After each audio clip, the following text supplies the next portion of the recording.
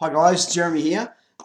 Look, someone just asked me for a copy of what we use internally. We call it the Prospector and the Oracle. I thought that it was pretty simple to do, so I thought I'd just put it out there for all you guys to grab a copy of. Really, we use this tool when we're going through sites. We're going through like 10 or 20 at a time, and basically what we do is we just really simply we just fill these details out here in a broad sense, so in a ballpark sense of what the area can expect, or what we're looking at purchasing. Just get the numbers in there of what the stock standard numbers for the area, and then for the purpose of us just going in and just changing the price depending on what site we're looking at, and just a couple of entries. Because basically the idea is to get through as many sites as we can in short space of time, and leave those ones that are good, and that are worth going through in a little more detail, so we can analyse to see in more detail, see if we can pull a deal together. So really, that's what this top section is for. It gives you a suggestion whether it's going to be worth going for, whether it's going to be worth building. 9 times out of 10, when you start looking at sites around this sort of price range, very rarely does it make sense. If you're going for profit, very rarely is it profitable to go and build. You're more often than not, you're probably better off just selling off the land. So here, this section here, and again in very broad sense, put some stages in there. And then we put the number of weeks, and really it's just to calculate interest in later on this section I'm about to show you now. So what this does here is section A will give you a rundown as to so the number, depending on the number of blocks. So it's going to give you the results for the same site. So A, B, C, and D are going to give you results for the same site. Part A is going to give you a result where all the blocks are built on and they're all rented out. Part B, I'm going to come back to that in a second. Part C, the strategy is that you build them all and sell them all down. And part D is going to be that you just do land only, so we don't even build anything. We just buy the site, split it up, and sell off the land. And it's going to show you down the bottom here. This is the section here that will show you the results of each of the strategies. And you can go through and just have a look at on your own and in your own time.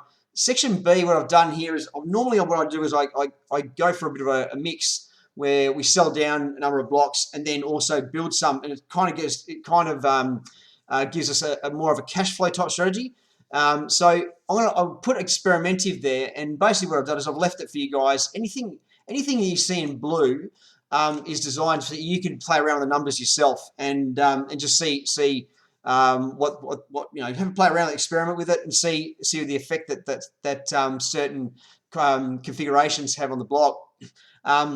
Then after you've done this and you've kind of gone through and you've found a couple, then we flick across to this part here, this spreadsheet here, which is we term the Oracle, and it's a bit of a play on the matrix there. But if you've seen the matrix, you know the Oracle forecast or sees the future. Really, what we use this for is to forecast how many of the projects that we need to do to be able to achieve a financial figure. So when you come into the spreadsheet here, put in an income figure, or the figure you're kind of wanting to achieve out of all this.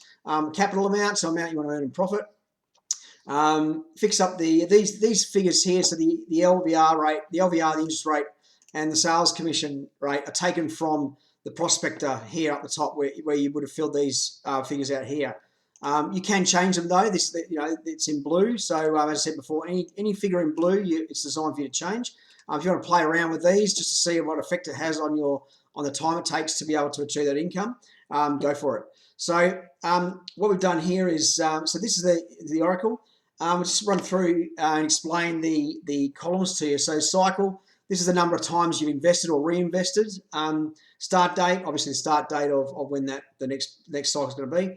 Number built, it's the number of projects we're building. So this don't take this as number of houses or blocks of land or whatever you think. It's number of projects, and the number of projects is based on the project you have done in section B here. So whatever configuration or whatever scenario you've put into B, that's what it's basing 1 on. So it's one of those scenarios. So number built here, 1. Total in portfolio is 1. Now this is going to be calculated automatically for you, right? So what it does is it's going to build the gross rental, so the gross cash flow. It's going to build that up to the figure or just above. That's up here.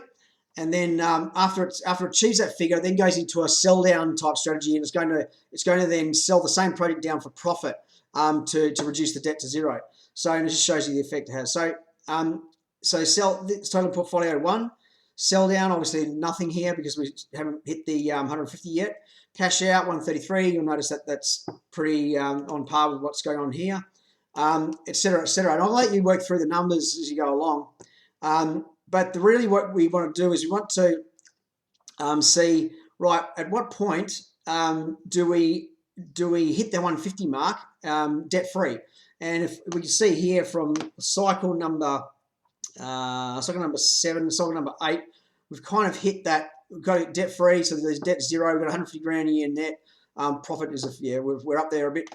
But so this doesn't, it actually is designed to stop once you hit there. It just keeps going and in profit. But something you should do also is up the top here, I've allowed some figures for you to put your current situation in. So whatever your current portfolio value is, put it there. Whatever your current gross rental is, put it there. Your current debt.